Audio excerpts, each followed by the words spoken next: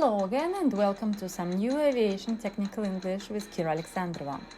Today we are going to deal with fire protection system.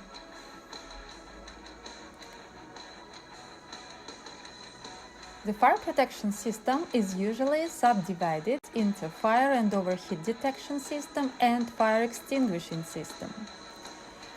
Fire and overheat detection loops.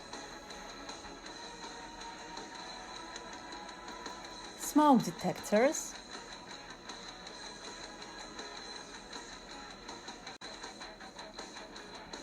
master fire warning light,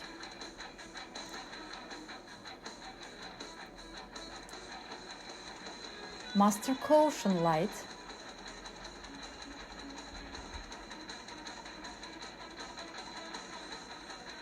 overheat detection annunciator lights,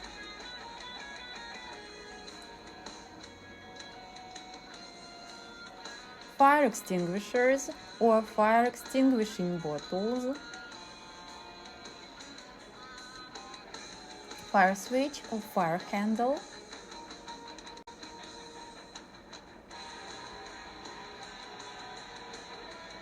Thank you for your time and enjoy your day. See you!